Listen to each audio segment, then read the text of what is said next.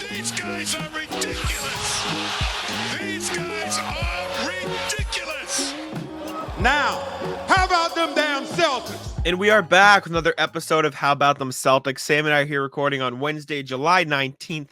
And surprisingly, there's still Celtics content. Every time we go to record, I'm worried that we're going to have nothing to talk about. But somehow, whoever makes the show sheet, me or Sam, we always look at it and there's like, wow, there's actually some still Celtics talking points. We're going to run into a point this summer where we're making stuff up. But for now, we still have some actual news. Is it news? Topics to discuss. Yeah, well, the funny thing is it didn't even take me that long today because you were out Yeah. about, so I was just like hanging out. Yeah. I was like, let me do some of this.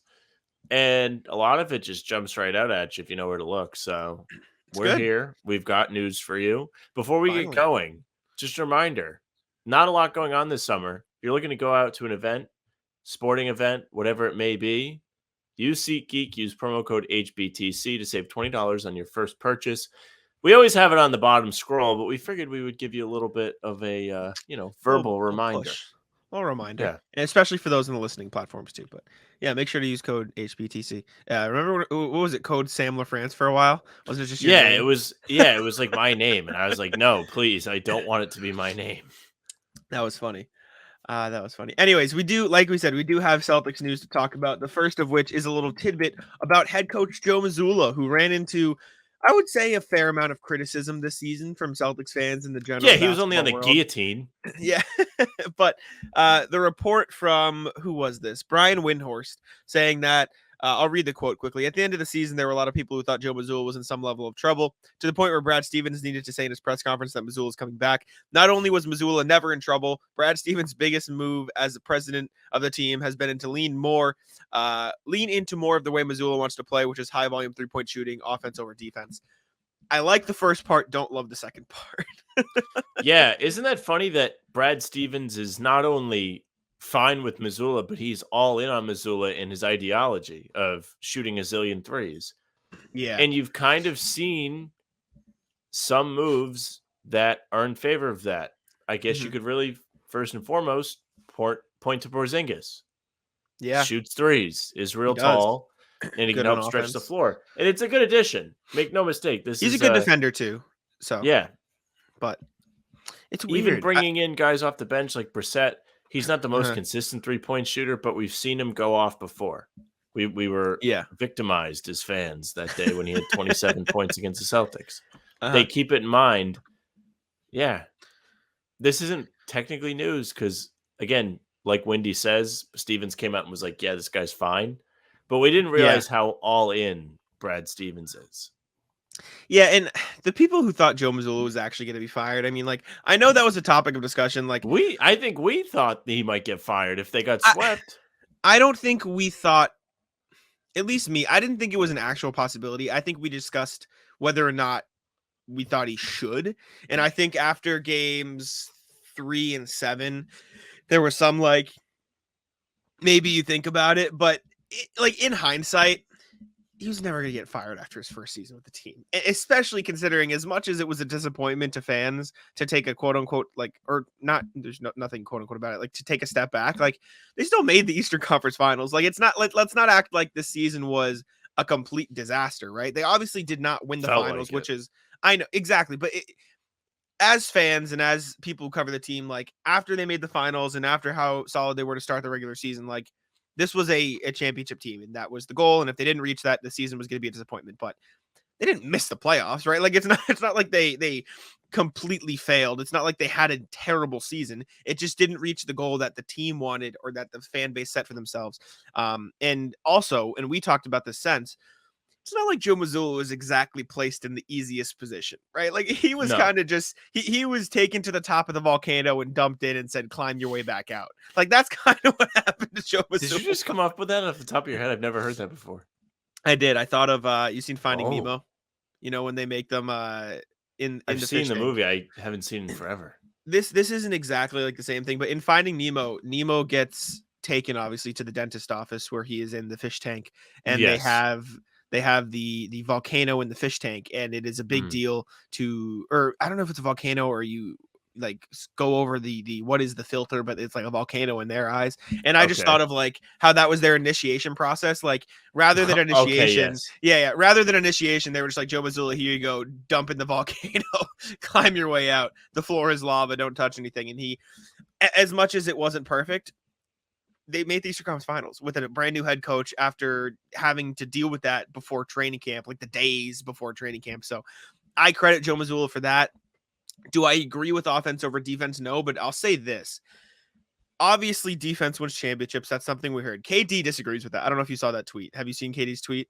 KD, one of the most successful players ever, not with the Warriors. Yeah, I know. But someone said something along the lines of defense wins championship, and he goes, no, offense wins championships.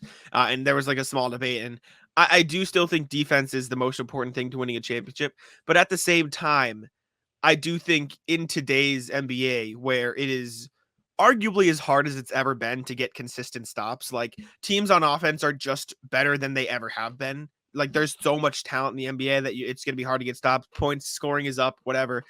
At some point, like putting all of your efforts into the defensive end is only going to pay off so much when the talent on the other side is so good versus saying, okay, we have a great defensive roster. Let's focus a lot on the way we play on offense. You know what I'm saying? Because like, it's not like the Celtics have a bad defensive team. They have the pieces to play good defense and they should still be focusing there, as Malcolm Brogdon pointed out. But like, I do at least, while I don't agree with the fact of going all in on offense or defense, I do understand the idea of let's have one of the best offenses and also like a defense that can turn up. Now, the problem with that is it actually has to be good in the playoffs when it matters, which was the problem last year. That's but like, exactly what I was about to say. I get the ideology. You just got to put it into effect better. Yes. So if you're going to focus everything on offense, like Jack said, I should be able to watch a playoff game and not sweat if they need to score a basket.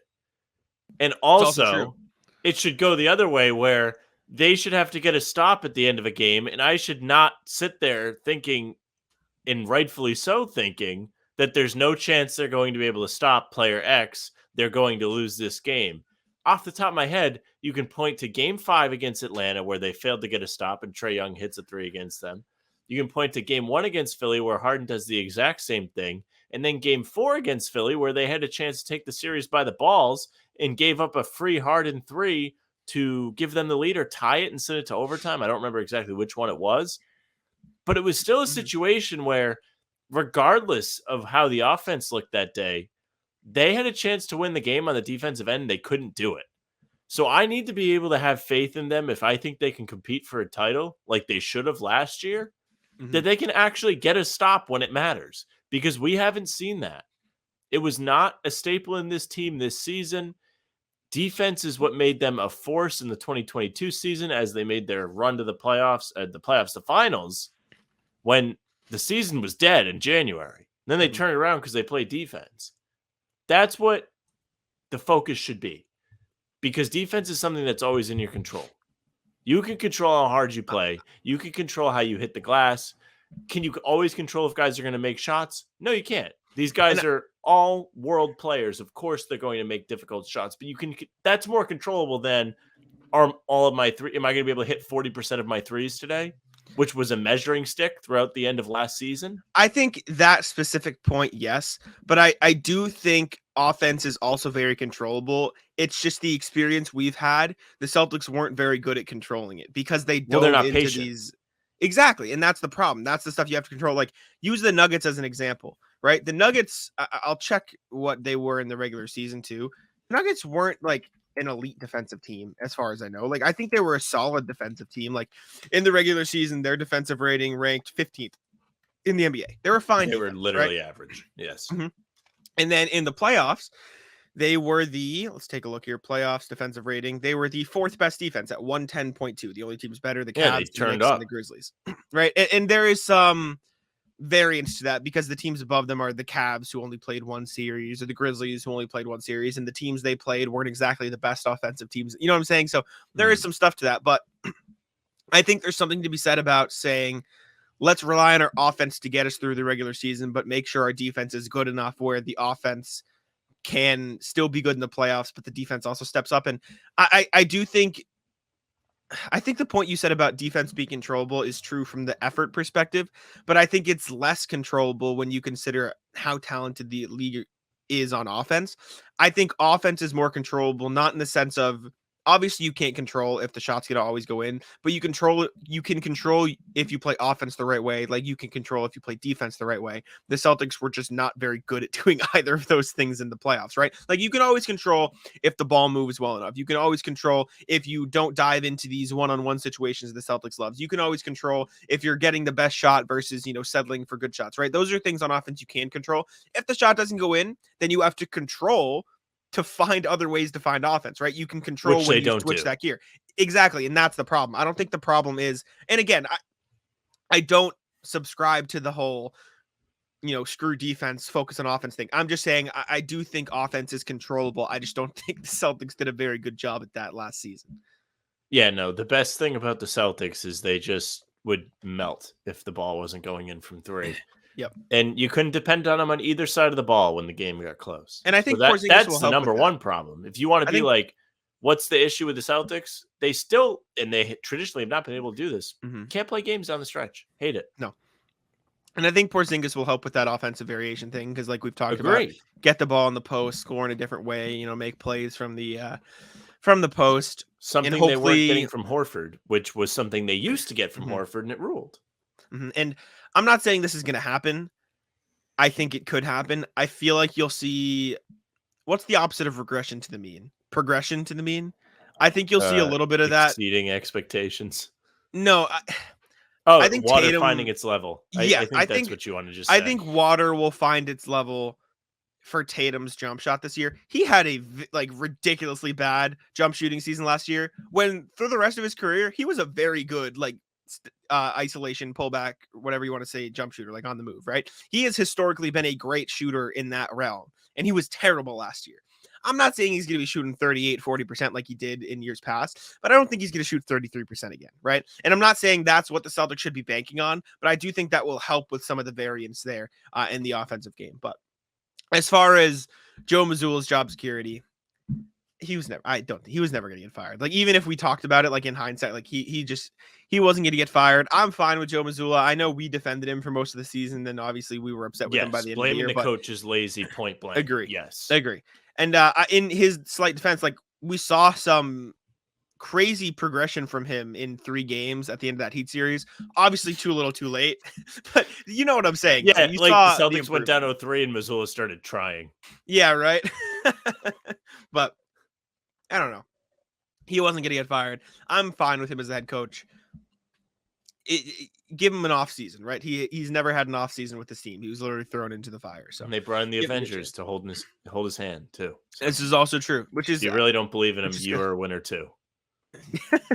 Which is good. Glad to see that they got him some help. Next thing we have is Twitter is very, very excited for Robert Williams. We talked for less than a minute about his new jump shot, but Robert Williams has been in the gym. We did, but all the videos on Twitter and Instagram and everything show him in the gym shooting some threes. I'll lead with this question. Do you want Robert Williams taking jumpers next year? When the time's right, yes. Okay. I think if Rob Williams is able to consistently knock down a mid-range jumper, it makes him that much more dangerous as a player as a whole, right? Because one of the big knocks on Rob Williams is all he can give you on offense is dunks or shots right next to the rim. Sure. Even, on the show sheet, I have shouldn't he be working on post moves? But that's a real gripe people have is he's not creating any shots for himself down low where he has such a great touch. Instead, he's just allowing others to do it, and he's in the right spot when the ball finds him. If he's able to make jump shots, he doesn't even have to learn to create for himself. All he has to do is be able to stand there, catch and shoot from 15 feet away. That's a great new weapon to add to his game, and it's going to space the floor just that much more for his teammates Tatum, Brown, maybe even Porzingis as they go inside, get to the basket, and the defense is going to have to stretch just a little bit. But that might be enough. And his shot has always looked good to me. It's a little awkward, catapult-like, but it just looks like KG. That's the first thing I thought when I saw it.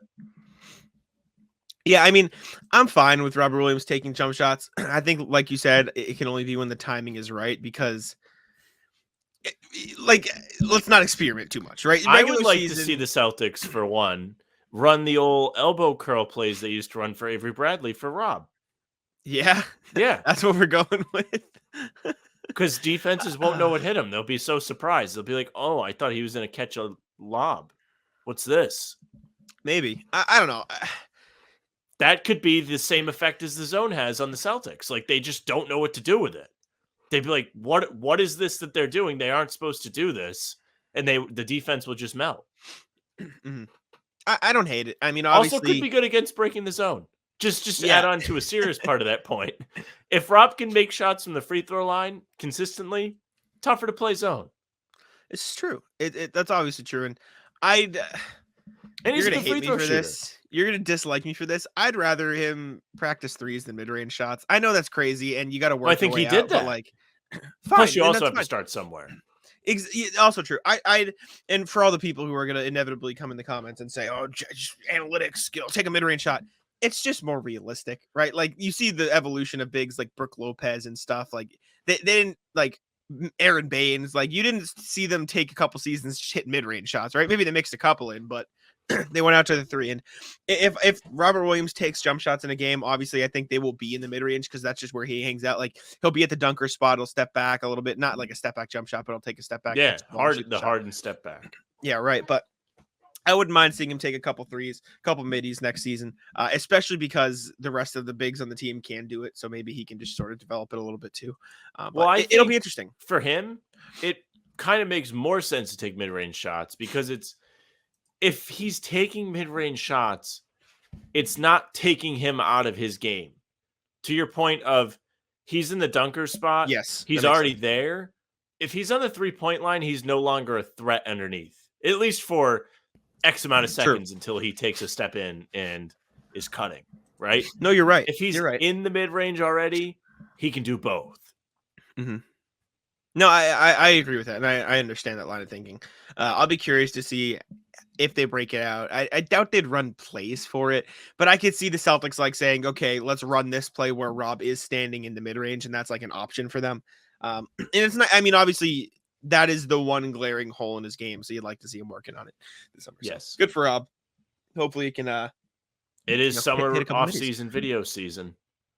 Eyes emoji. We have nothing else to do. Ben Simmons kicked it off when he had his muscles looking real big. Was that this year? And or was that last year? Yeah, just so you know, Ben Simmons is in the gym working. Of course. This is his time to shine, Sam. This is his This is the only time of year he likes to play basketball. This is Ben Simmons' time of year. All right. Next thing we have here is Justin Bean, one of my fan favorites of Summer League. Not going to be with the Celtics next year. He signed with Alba Berlin. Broke the news on Twitter. Appeared in all the Celtics Summer League games. Sam wrote on the sheet, will the Celtics be able to recover from this? Will I be able to recover from this? I think it sucks. I mean, I would have liked to see him at least get a training camp spot, compete for that 15th final roster. I think he was one of the better Summer League guys. Am I surprised? No. I think this is a better opportunity for him than being the 15th man on a roster. He's never going to get minutes. So if anything, this kind of proves he was probably, I don't want to say too good to be the 15th man, but he wanted to play more at the very least. So yes, yeah, he's gone. It's a win for Justin Bean. He probably got paid. He didn't share how much he's making, but he did share the news to his Twitter account today. And he appeared in all the Summer League games for the Celtics, averaged just under 8 points, just under 4 rebounds, assist and a half per game, and his splits were good at 53.3 and 46.2 from deep. He certainly looked comfortable. It was something that you pointed out plenty of times as the Summer League was going on. And it was what impressed you so much was his ability just to be ready and to do the little things right. So he's going to go play in Europe, which people kind of downplay, but people also want a vacation to Europe. So he doesn't have it that bad. He's playing in a major city. He's not going to be in like Yugoslavia. He's in Germany. Yeah. He'll be absolutely fine. And hopefully for him, he gets a nice role and an opportunity to continue to grow his game. Who knows? He could go over there, play a season or two, and then come back, not to the Celtics, but to any NBA team and earn a real spot. It could be very good for him. A great opportunity, like you mentioned. Yeah, Justin Bean, how old is he? Justin Bean, is he 25, 24, 26? Okay, 26 years old. Maybe not then. Well, I don't know if he'll ever have a big role in the team. He looks comfortable. He just looks like a guy who can do all the right things. But I think overseas is probably more of a home for him because he'll just. He had great numbers. Those summer league numbers are good numbers. Those are Grant Williams regular season numbers in the summer league. That's foul. No wonder why you like him. Yeah, you're not wrong. There's that. But yeah, interesting at the very least. See you later. All right, this next thing, Sam, you put this on here. I'm not exactly sure what it is. Would you like to lead it off? I don't exactly know the context. So this is something I've seen going around over the last couple of days. I believe we kind of missed it on the last show. So Maxwell Lewis played summer league for the Lakers.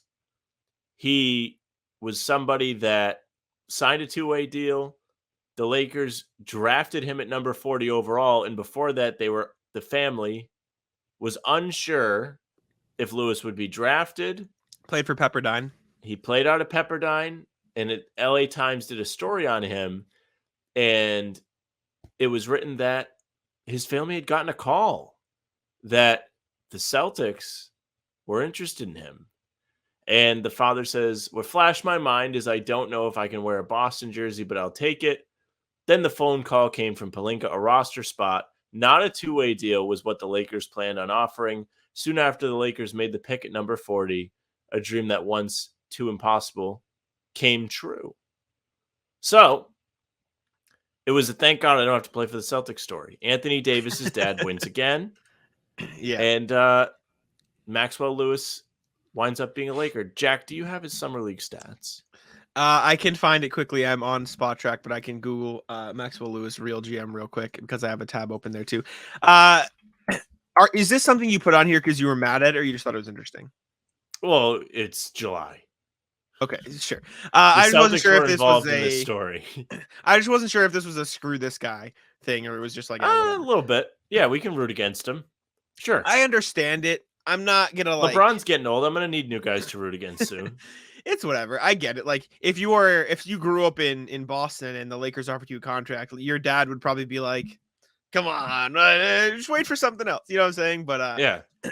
Maxwell Lewis played 20 minutes in 5 summer league games. He averaged 5.4 points, 4 rebounds, 1.4 assists on 32% shooting from the field and 16% shooting from deep. So not the most efficient start. You can just imagine the Rip Bozo guy, the picture of the guy at the funeral. That's me. Yeah. That's how I feel after reading this. Justin Bean outplayed this guy in summer league. That's foul. Yeah. He's 20 years old, 6'7". He's a good defender. He might not even get to wear a Lakers jersey. No, Maxwell Lewis is on a standard deal, so he will get to wear a Lakers jersey. Well, he might not get to show people that he's wearing a Lakers jersey. Sure. He might only get to wear the super cool warm up. Of course. But yeah, I mean, it is what it is. That's fine. It's an interesting story. I see why you put it on here. Maxwell Lewis was a guy. I think he's a guy mentioned by Tyler Rucker when he's on our draft show as a guy rising aboard. Him and Ben Shepherd, I think, were 2 guys that were like borderline first talents to him. Maybe I'm misquoting here, but interesting that he chose the Lakers. At the same time, though, I get it. It does feel like there's more of an opportunity to maybe earn minutes on a team like the Lakers and the Celtics, right? Because the Lakers.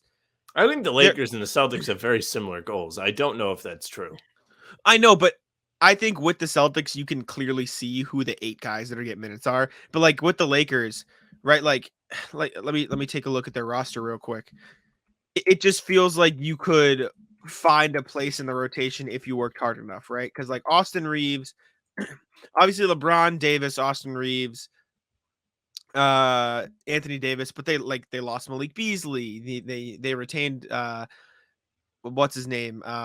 Austin Reeves, but Beasley's gone and Lonnie Walker's gone. So like rotation pieces are gone. Like LeBron James, Anthony Davis, Russell, Hachimura, Reeves, Gabe Vincent, Jared Vanderbilt. Past that, you're talking about competing with like Max Christie, Cam Reddish, and Jalen Hood Schifino, the rookie. Like there is a pathway for you to earn maybe 15 minutes a night there on the Celtics. Like who you get minutes over, right? Like Celtics are still one of the deepest teams until it counts. Then no one complains. Yeah. Exactly. But I mean, good for Maxwell Lewis. I don't have anything against him. It's July, like you said. This is just 16% from 3. Good for him. All right, last Celtics thing we have for today. Celtics have a final roster spot, and since we keep saying it, it is July, so we're going to talk about it. we're gonna talk about it. You want to? You want to lead It's this one off? of the few unknowns that we have left to kick around. Mm-hmm. Friend of the show, Keith Smith, said this. Was this from his podcast, the NBA Front Office Pod? All of the things on here from Twitter. Okay, perfect. So Keith Smith said, I talked to 2 different teams this morning and both independently mentioned that they are monitoring the Thunder and what happens with the roster. One exec told me, quote, some good players are going to get cut from OKC and we all need to be ready to jump at what happens. Then Bobby Kravitsky, another friend of the show, detailed the importance of keeping an eye on the Thunder's roster trimming moves, floated Jeremiah Robinson Earl as a potential Celtics candidate. Robinson Earl, JRE, who averaged 7 points on 35% from deep, 23, 6'9", can defend. And then I added a couple more things here about the Spurs. And actually, while we've been recording, I've popped up a few other teams that have more than 15 guys on their roster, so we can look around and see. And I feel like this is a big reason why you leave that 15th spot open, because like stuff can shake loose. I put an example here. Trendon Watford doesn't have an NBA contract. Trendon Watford's a good player. Like I don't get why he's not signed. This sounds like a pinata situation. Like you're just waiting to pick up all the candy. You know what's funny? Trendon Watford is, I'm just gonna not misquote here, 22 years old, and it feels like he was cut so the Blazers could potentially make a move to build around Dame, and then Dame was like, see ya. And now Trendon Watford's without a job. Trendon Watford averaged 7.5 points, 3.8 rebounds, 2 assists on 56% from the field and 39% from deep last year. Like, it's a really good player. so what you're saying is Dame essentially laid him off. Potentially. Like Dame is the evil executive, and he's like, "Yep, all right, get ready to go on unemployment, buddy." Kinda, yeah. Not a fun time to be Trendon Watford, but the Thunder are the team most half loaded because they do have a lot of players on the roster. I think they currently have 20 players on the roster, which is the off-season max. So we can go through, take a look at some players on the Thunder, take a look at some players on these other teams that I found around the league that have multiple players that might need to get cut, and see if there's anybody the Celtics could scoop up. All right, starting with the Thunder then. In that case, like I said, they do have 20 guys on the roster right now, which is the off-season max. So they they've got some work to do. I don't really want to read all 20. You want me to read all the players, or like maybe I'm not just read the ones that could be it could be looked at. So it feels like Rudy Gay probably not going to be on the team. That just seems like an obvious one, even though it's $6 million, or maybe they do keep it for a trade. I don't. Well, Davis Bertans, I don't think would get released. I don't think they want to pay that money, so he'll probably be on the team, so we don't have to count him. I think they just signed Jack White, so I don't think they'd let him go.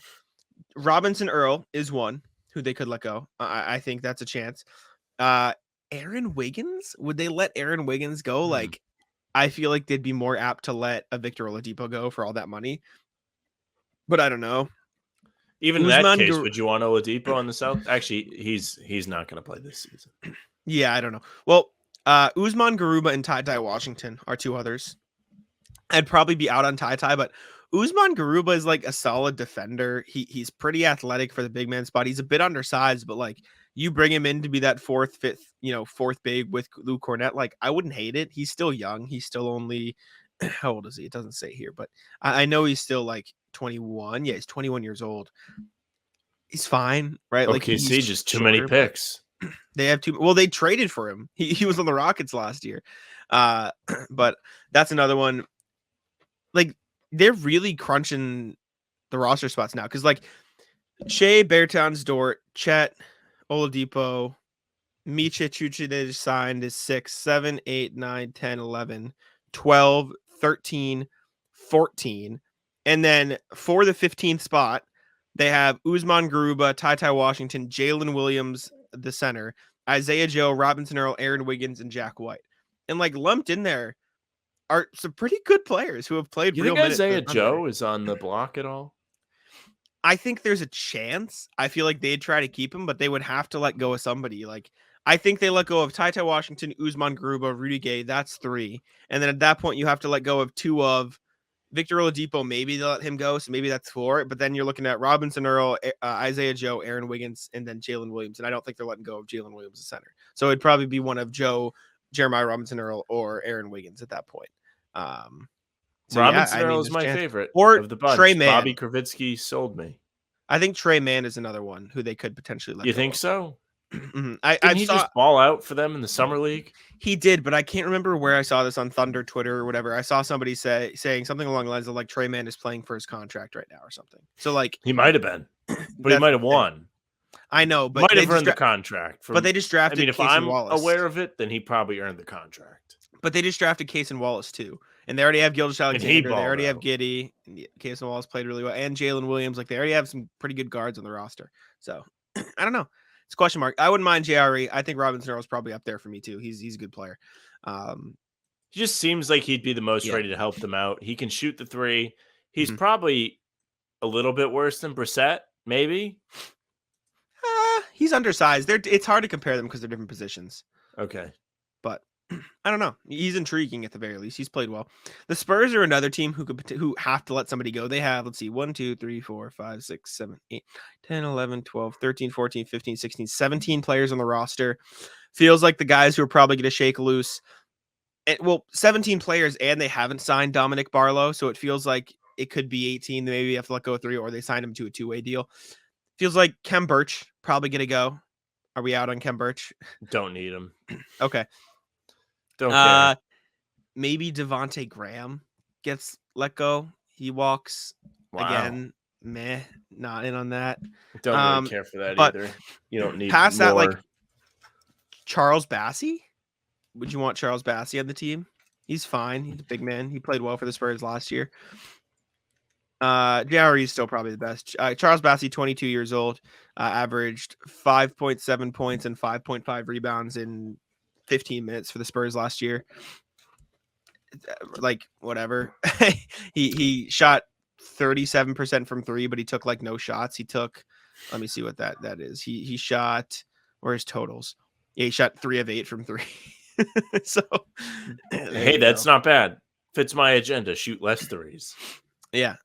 Charles Bassey's fine. Him and JRE both like. Okay, I think regardless of who you pick up, it's going to be a little bit of a project. JRE might be more lineup ready just based on the experience he had. He had a decent statistical season with the 7.2 points on the 35% from deep. Definitely something you can deal with and work with, especially off the bench. I mean, who knows what that bench rotation is going to look like with the Celtics? It's one of the bigger question marks heading into, I guess, training camp in 2 months. Who the hell is getting minutes?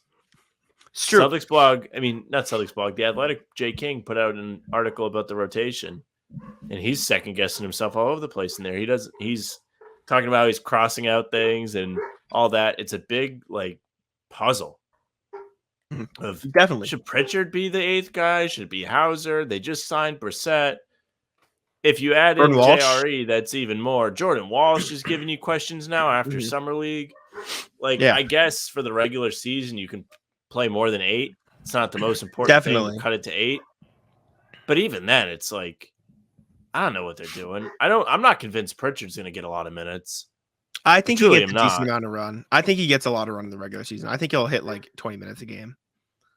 I think maybe at this point they have to play him just in the sense of get his value up before the deadline if you're not going to bring him back. But wouldn't you rather just roll out more size? Like keep one of Brogdon or White on the floor at all times, and if not, then just keep Tatum out there to be the guy that has the ball? You maybe do that.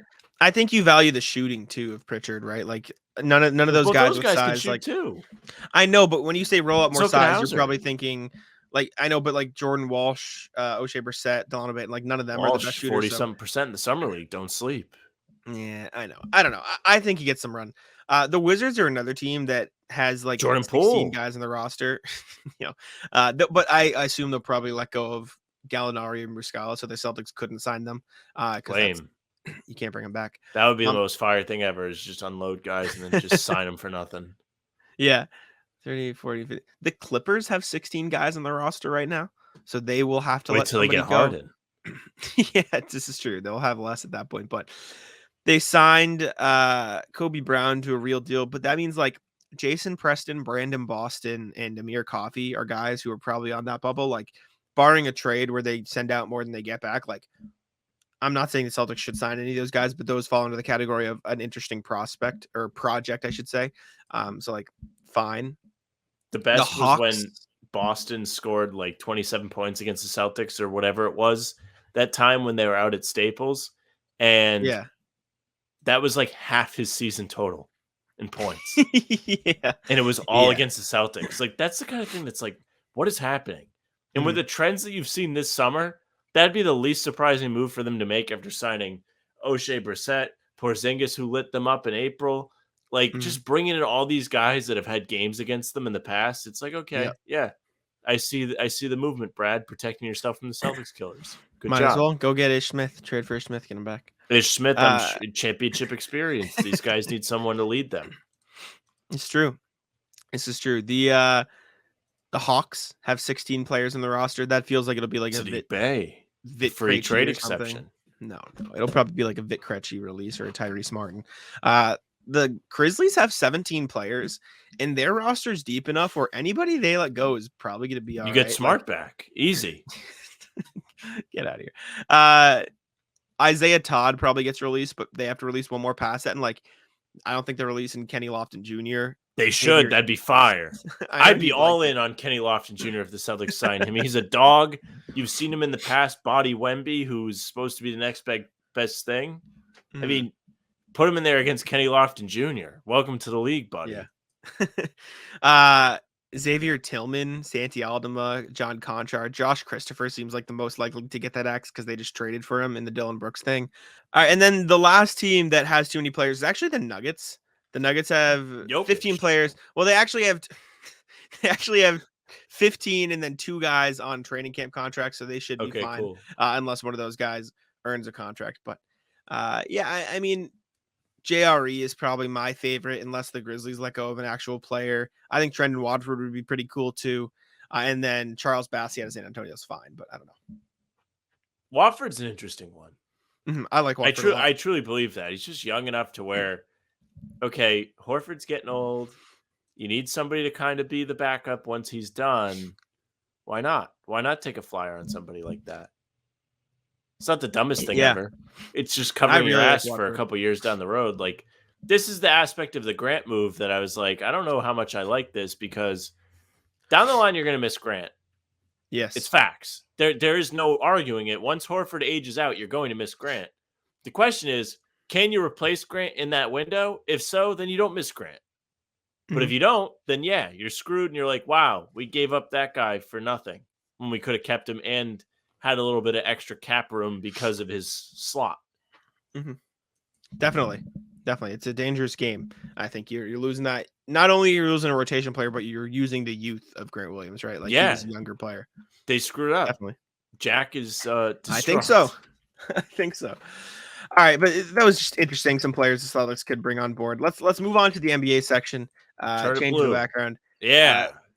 So would you like to explain this Draymond Green thing to me? I have no idea. Yes. So we have beef today, ladies and gentlemen. It has been a season-long just boiling process for the Draymond Green Jordan Poole feud. Poole was punched in the face in the preseason practice. The video came out.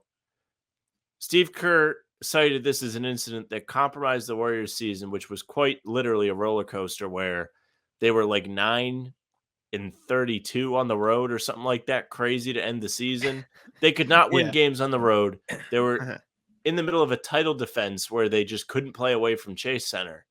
They go in the playoffs. They upset kind of Sacramento in the first round as the lower seed, go crashing out against the Lakers, and it all comes out.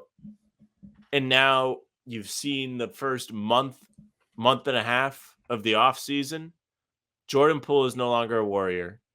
He had a terrible season by his standards, especially in the playoffs where he just went into an absolute meltdown. Couldn't play, averaged like 10 points a game. He was getting left off the floor just because they couldn't put him out there and rely on him. Draymond Green today, the Pat Bev pod, he made an appearance on today's episode. He said to Pat Bev, I don't just hit people. Dialogue, of course, happens over time. Explaining, he didn't just go out there and punch him for no reason. He thinks this dude's been annoying for a while is essentially what he said. He continued, usually you ain't just triggered by something that fast to that degree. This is a team. Ain't nobody on my team triggering me in an instant. More to that. Dialogue, of course, happens over time. He says, again, we know stuff that you don't say amongst men. So he's essentially hinting, hey, Jordan Poole crossed the line in some way to get punched in the face. That was the straw that broke the camel's back. We know things that you have to stand on. Remember that. That's important. As I've admitted before, I was wrong in the way I handled it, which he has, for the situation and where we are, the team's lack of success after winning a title. But I'm a man at the end of the day, and I stand on things. Remember that. And there are certain things you have to stand on. Draymond doing a ton of standing up should find himself a seat.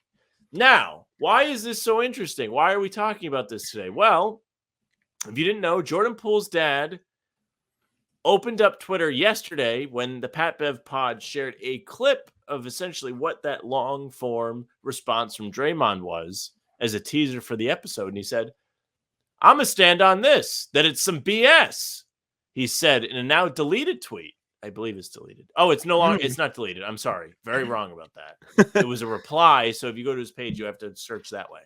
Gotcha. Jordan Poole was his guy, and he avoided me all last year. He's a soft ass bitch, and I'm standing on this. And he didn't apologize to me and my wife, so he lame, and me and him can meet anytime he wants. Well, so he has officially challenged Draymond Green to a fight. And then to wrap this part of the Draymond saga up, Draymond responds, that's so cute. It's impossible to avoid you in an arena for a year, champ. I got to get my family from that family room every game. Stop using those words. They usually don't go over well amongst men. So, little interesting. I mean, the two obviously don't like each other, Draymond and Jordan Poole. The story came out after Poole was traded that they instantly unfollowed each other on social media. This goes to show you how much they can shield things that are actually happening mid-season, where everybody downplayed it, then the season ends, and it compromised the season per Steve Kerr, and Draymond understood it. And Draymond just all over Twitter today, blasting everybody. There, if you are on Twitter, is the NBA Central account. Now, the NBA Central account is fantastic. It does a lot of aggregation of news. So if you don't have time to dive into all the posts from insiders or perhaps Bleacher Report's mock trades, anything along those lines, they've got you covered. The problem now that Elon has taken over Twitter is the credibility. The credibility tends to take a bit of a hit. So there was a fake NBA Central account. I believe it was at NBA Central, no R. And it posted a fake quote from KG. It was cited from KG's Showtime show with Paul Pierce. I pull up the Twitter and it ruins my lighting. And it says, Kevin Garnett calls out Draymond Green. Draymond punching JP is like a senior punching a freshman who's half his size, and then incorrectly spelled, it says then, walks around talking himself up as if he's like that. Come on, try me, Dre. Cites the Showtime basketball. Draymond Green gets got by the fake NBA Central, which isn't even trying that hard because even like the Twitter name you can set that isn't your at is NBA Central. Like it's obviously a troll. And he goes, I tried you when I was a rookie, KG, and you started talking to yourself like I wasn't talking to you. What's that like? The freshman picking on a senior citizen that's double his size? And then KG quote tweeted it, blamed Elon Musk, and Draymond has since deleted the tweet. Well, Draymond's like response to the fake KG code doesn't even make sense. It kind of does. Like Draymond says, I was talking to you and you just started talking to yourself like I wasn't there. What is that like? That's like he's just fucking ignoring you because he doesn't care about you. What do you mean? You don't have his respect yet. Yeah, what? Like, I don't get it. The whole thing's so weird. I mean, I get why Jordan Poole and Draymond Green don't like each other. My question is now, does the NBA have the windy fingers here? Does the NBA have the balls to put Warriors Wizards on Christmas? No. And it's not even the balls thing. It's like people only kind of care. Like, I'm sorry, nobody's tuning in for the Wizards. This is true. I'm tuning in to watch Draymond play. This is a game that will be on national TV. I hope Make no mistake, but it will not be a Christmas Day game. I would hope it's on national TV. Final I need to see answer. it. I need to see it. I'm very excited. It's weird. I get why Jordan Poole's dad doesn't like Draymond. I get why Draymond doesn't like them. If I punch somebody or I got punched or my kid got punched, I probably wouldn't like the opposition either. Whatever. It doesn't matter anymore. Jordan Poole's on the Wizards. Draymond Green's on the Warriors. Who cares? But that's that. And the KG thing is just funny. The players are getting got by the fake accounts too. All right. That can wrap that up. The next thing we have. Oh, do we have an update to this, or is this new? Is this new news, or is this Draymond news? No, this is Draymond because I just Googled it. Yeah, hit me. So Draymond, after this happened, apparently said that he apologized to the family, and he did not. Oh, yeah, you didn't know that? I didn't know that was a wrinkle to this. Right after the Jordan Poole punch, he said, I've apologized to Jordan Poole, his family, and the team. And now the dad is saying he never talked to me. So, like, it's a bit weird. That's the weird part, yeah. Exposed. Yeah, definitely. Sorry, I learned slow. No, yeah. No, you're good. All right, we have James Harden news because, of course, we do. Again, you set up the show sheet today, so would you like to lead me through this? Yes. Okay. So Jake Fisher posted an article today, a little bit inside the Philadelphia 76ers situation. I guess we'll go in reverse on this, or at least start at the bottom of the show sheet because this is the quickest one. He leads the article with Embiid, and the first anecdote Fisher shares is that Embiid told him that he felt Sixers fans wanted him traded back in December. Okay, good. Get him out. Yeah. Bring him. And this is all kind of in response to Embiid saying he'd like to win a championship somewhere, right? If he has to go somewhere else, he has to go somewhere else. But James Harden only wants to play for the Clippers. This is kind of not new, but Fisher says, let's be clear, no matter what the Sixers' wishes are, Harden still intends to play for the Clippers during the 2023-24 season, league sources told Yahoo Sports. So he's still dragging his feet. He's trying to pick his own destination when he opted into the final year of his contract with Philadelphia instead of going to sign somewhere else. Fisher continues. Since the beginning of this subplot, Harden and his representation opted in to pinpoint Los Angeles as his next destination and have maintained confidence he will ultimately join the Clippers. There has been no substantial trade conversation for Philadelphia regarding Harden and any other team, sources said, as rival front offices have been briefed on Harden's unwavering focus on the Clippers and the Clippers alone. Sixers have held talks with other teams and established their high asking price for the league's assist leader. So he's really dragging his feet. He has seen the Dame thing and said, look at me.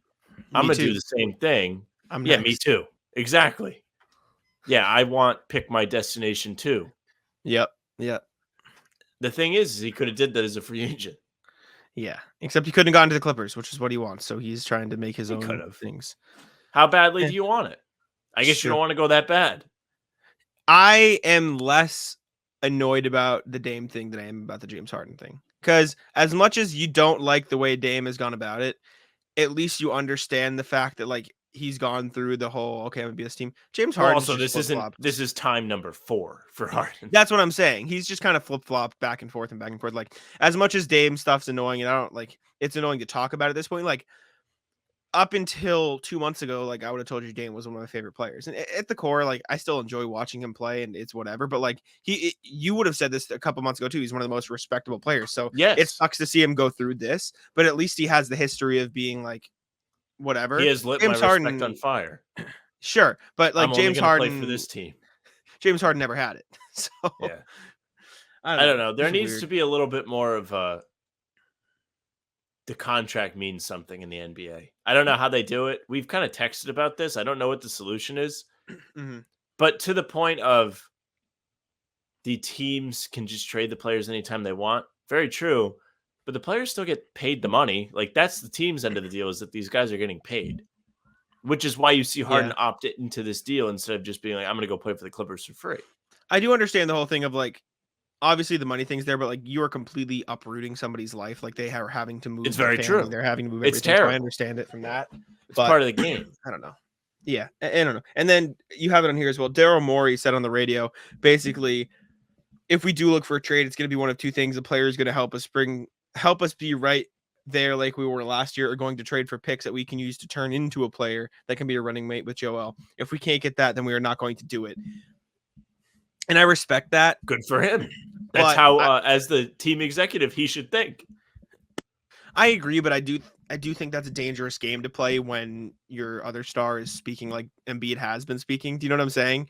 Like, you don't want to not do it, have James Harden show up to camp like he did for the Rockets, and then waste half a season of Joel Embiid because you're stubborn. I do think Morey should be stubborn, but I only think you can go up to a point. Do you know what I'm saying? Or else you're risking a lot. I know what you're saying, but how much sense does it really make when the alternative is just getting pennies on the dollar for the guy? Well, I think you have to also how does think that help your case with Embiid? If you're just like, here, give me this, and it's not that good. Let's say James Harden didn't request a trade to the Clippers specifically, right? You could trade him any team. What's the best somebody's giving up for 1 year of this version of James Harden? That's a great question, isn't it? You could probably get Hero out of Miami, even though I don't know if Miami would actually be a destination, to be clear, because they're so interested in Dame. Mm-hmm. Like, who's really trying to make the jump right now? That's the question. RJ Barrett. Could you get RJ Barrett out of New York? Probably. And at that point, would you rather RJ Barrett or two of the rotation pieces from the Clippers? Realistically, if you're trying to win right now. To win right now? Exactly. Well, take your pick from the Clippers. Who are you floating? Powell and... Norm Powell, Marcus Morris, and Robert Covington. I'd rather have RJ Barrett. Than those three combined? Yes.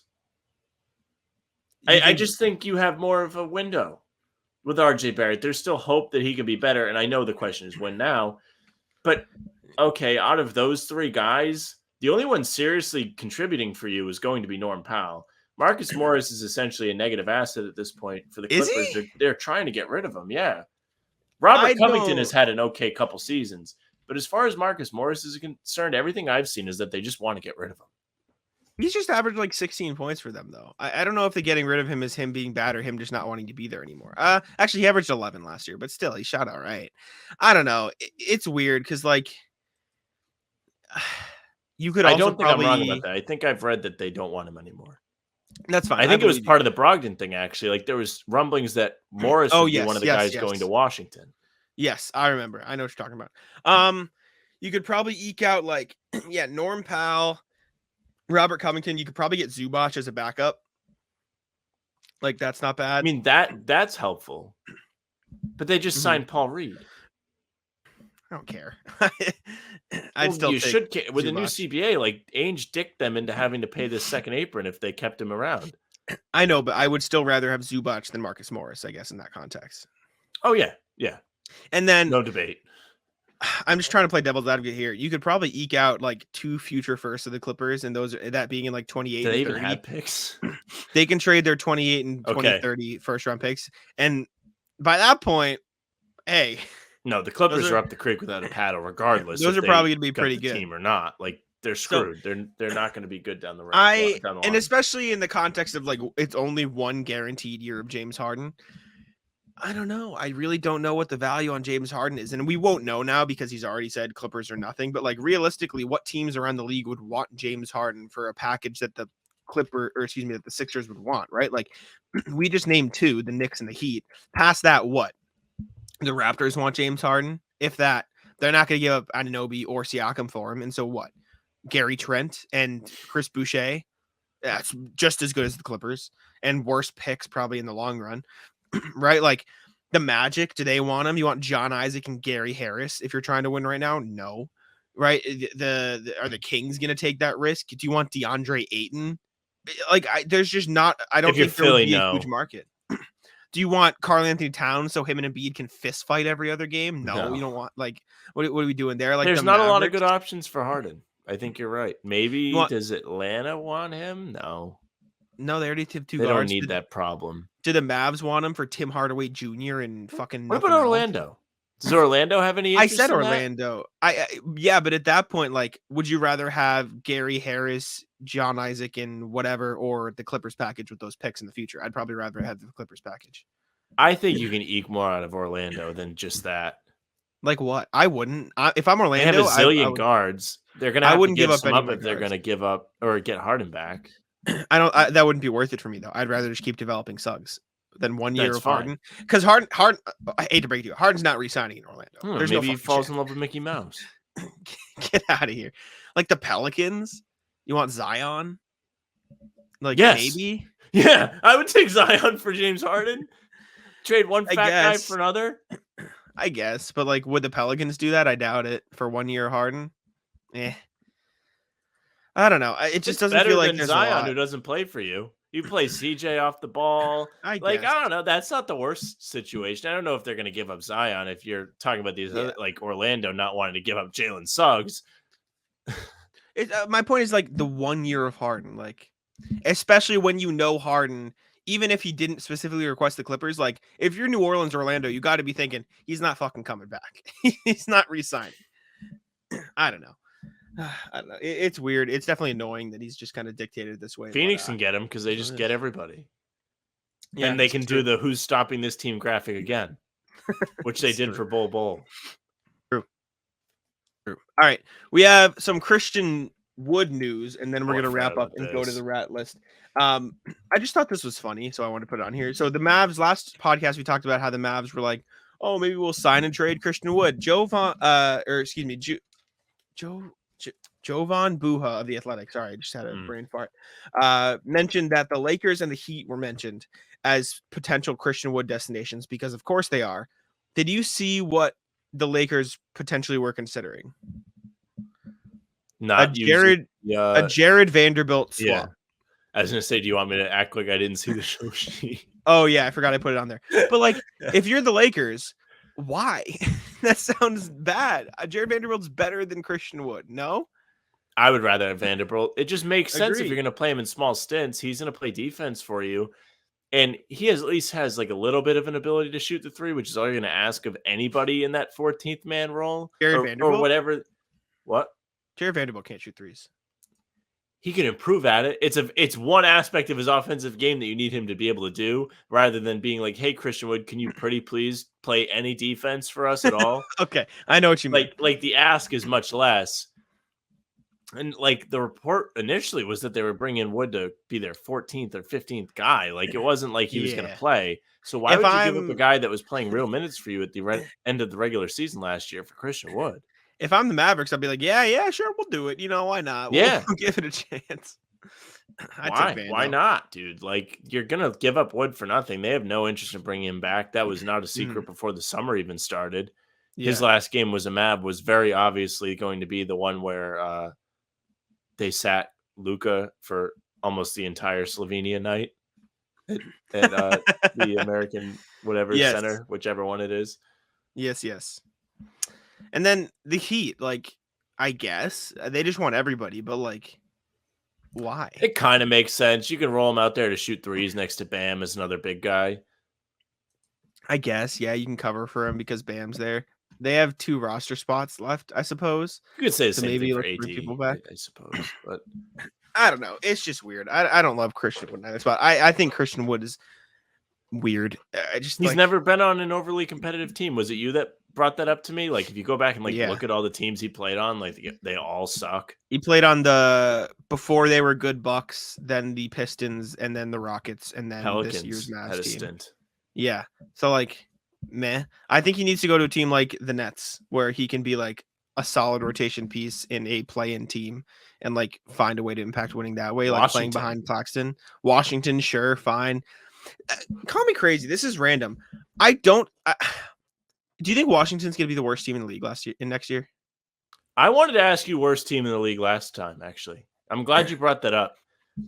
I think it might Washington be Portland. Could go one of two, like they could go either way, where they're like trying to scrape into the play-in, depending on how good Poole plays, and that's what I'm saying. Is Koulibaly going to be ready to help them right away? They have sneaky okay players going to be for them. Tyus Jones is on that team. Like, they have a sneaky okay team, right? Like, it's obviously not good. It's not a playoff team, but like Tyus Jones is a fine NBA player. Jordan Poole is like, at his best, he's a borderline all-star, right? Kuzma put up solid numbers last year. Daniel Gafford's fine. Corey Kispert, like, they have okay players, right? Like, it feels like almost every team to be most the worst shit team in the NBA. I think Portland's gonna be really bad. no matter what they See, do. that's I a think the weird one Blazers too, will be bad. because whatever they get back for Dame could help them. And Maybe. all the smoke around Scoot is that he's nasty and he's going to be able to contribute right away.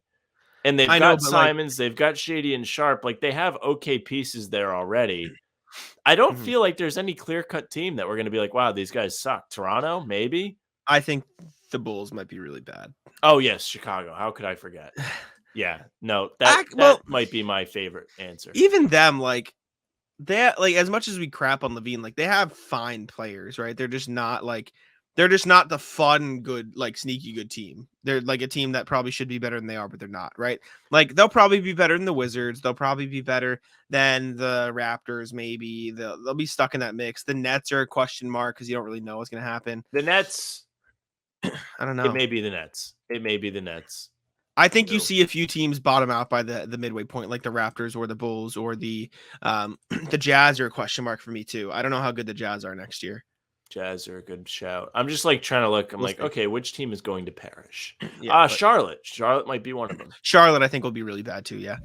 But anyways, Christian Wood linked to the Lakers and the Heat. That was just a spin-off conversation that I was thinking about. But we can move on to the Rat List now. It is that time of the show for us to bring Matt the Rat on the stage. Sam, would you like to kick us off today? Yes. Okay.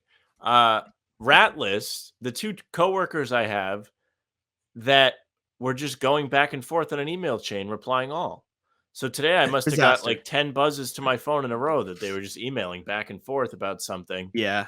And there is a reply single person button for those that don't know. That way you don't have to annoy everybody that's on the chain. Typically, that's just not how it goes. Or you can do the other thing, which is use the Teams app and just message each other there back and forth instead of doing emails. So that's an early Rat List, a short story, but it annoyed me today. Tough look. That's a tough look. I'll start with the medium straws at Dunkin' Donuts. And I thought of this because I got a medium drink today and they gave me a large straw and I was very happy. And I realized it's huge, right? It's great. Yeah. I realized that's because the medium straws have zero. I'm trying to think. They're bad. They bend too easily. You go to mix your drink, and if you have sugar, or even if you don't have sugar, they just bend to where you can't mix everything around the edge. Like there's some structurally sound nature to the big straws. The small ones just bend too easily. And they're a fine size for a medium, but they're not big enough to stir your drink. And if you do put them down to stir your drink, they're like this much above the top. Yes. They suck. They're incorrectly sized. Too short. Get rid of the medium straws. Just do all large straws for every drink, unless it's like a small drink. But if you order, I don't see any need for multiple size straws. If you order a small drink at Dunkin' Donuts too, then no, you want the diesel straw. Exactly. That way you don't have to lift it as close to your face. You're doing less work. Agree. You need the big straw. Anyways, Rat List medium straws at Dunkin'. Rat List restaurants that are closed, I have on Monday, but I guess any just random day of the week where you're just not open. I've seen Tuesday a lot. Tuesday's a big day that people close. Like, why? Monday, I was trying to find a Thai place to eat, and everywhere was closed. I was like, what is going on? I'm not going to be able to find. I luckily did find somewhere, but there was one place that we always go to. It was closed Monday. And also, just to add on to this, there are a bunch of places that decided they wanted to close for, I don't know, a million days after the 4th of July and be like, we're not open this week. Why? Yeah, why? Get over it. Open. Take my money. I don't like the surprise we're not open. Just be open every day. Agree. Rat List construction, any construction that's done during daylight hours, stop. Like, just ridiculous. I sat in. I'd imagine you're talking about on the road. Yeah, of course. Yeah. I'm driving somewhere. This is my number one viewpoint on any issue, I would say. Maybe it's up there. I'm turning onto a road and it's like bumper to bumper traffic. It's not like a highway or anything. It's just a random road in my town because people are doing construction. When you should do construction is when people aren't on the roads. Do it at night. Yeah. Get over it and fuck off. Like, it's so irritating. Don't inconvenience all of us. Agree. Same thing with the T. Is maybe a bigger gripe for me than actual issues. Potentially. They're up there. All right, what you got? Anything That's else? The perks of being dumb. Last one. Rat List, turkeys. Turkeys are terrifying. Yes. I was out for a run yesterday, and I saw a pair of turkeys on the same side of the road as me, and I immediately went to cross. And the reason why the turkeys are on the rat list is not because they were in my way, but it was because I was so concerned with the turkeys that I wasn't paying attention and clipped a telephone pole. Oh, And no. I definitely like have like a bruise on my leg.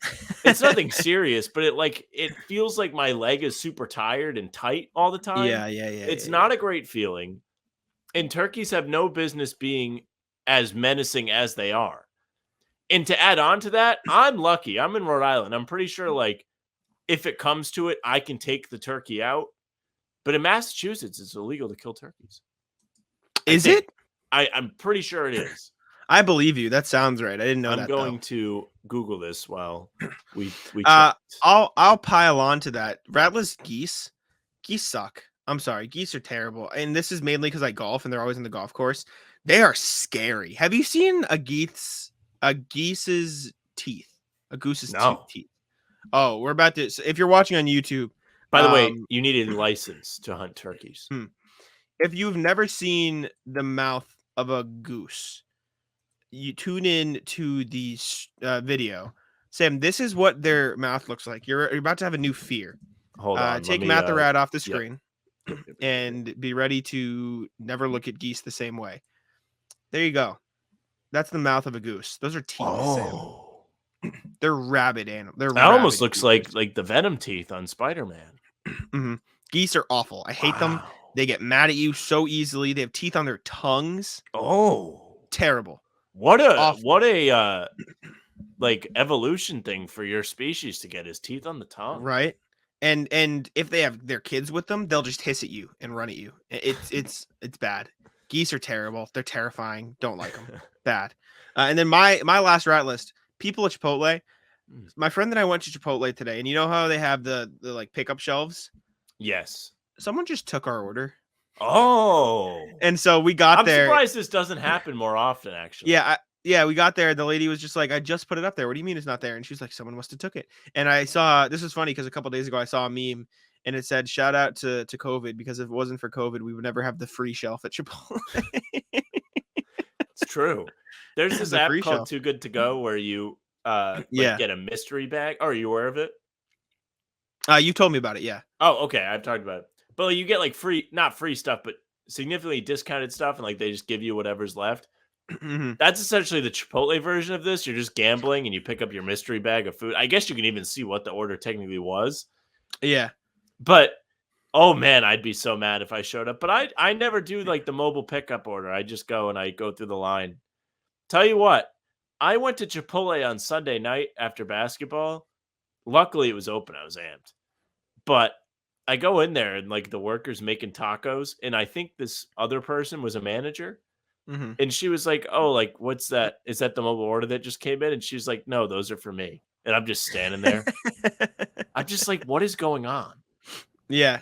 Did the manager I am the biggest like steal money guy ever from your job. Like, especially when you're working at like Chipotle, like do whatever you want. Like when I was at the nursing home, I was a fiend. Like I would do whatever I wanted. Sure. But I mean, I'm standing right there, dog. Just make my burrito and go back to your tacos. Like you can't even eat them until you're done with me anyway. They'll be hotter. What'd the manager say? She was just so mad.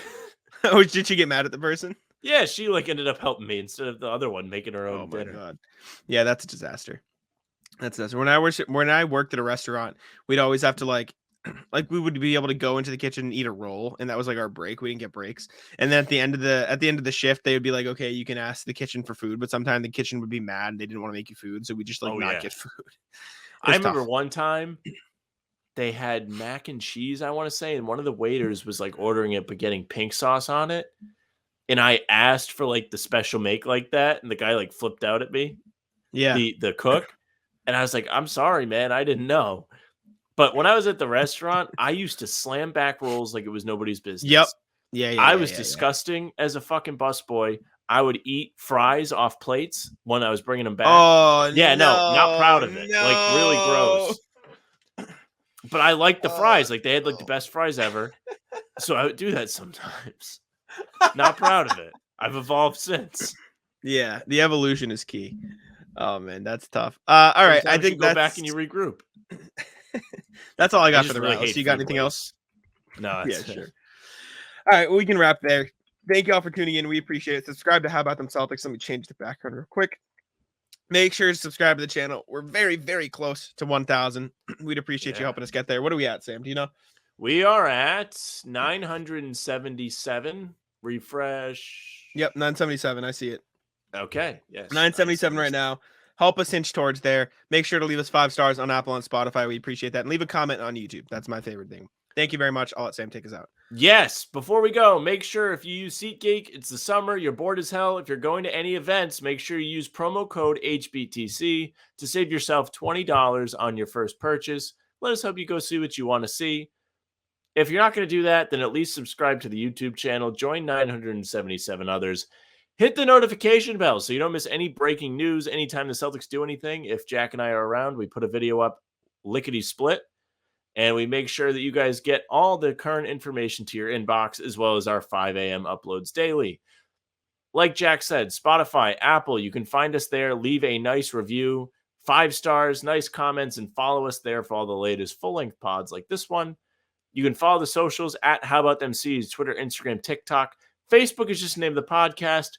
How About Them Celtics? You can find our live streams there as well as the YouTube. You can follow Jack on Twitter at JackSimoneNBA. You can follow me on Twitter at Sam LaFrance NBA. That's it for us. Bye. Tick-tack